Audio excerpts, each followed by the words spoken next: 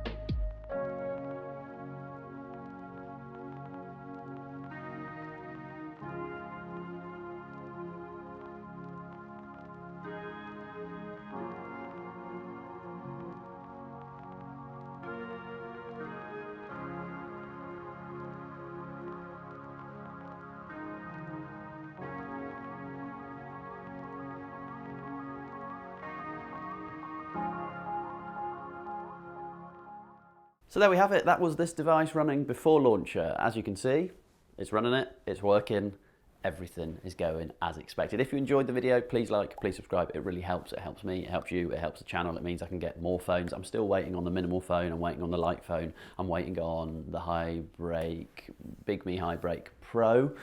Just such a catchy name, that one, isn't it? Thank you so much for watching, behave yourselves, enjoy your relaxed days, bye bye.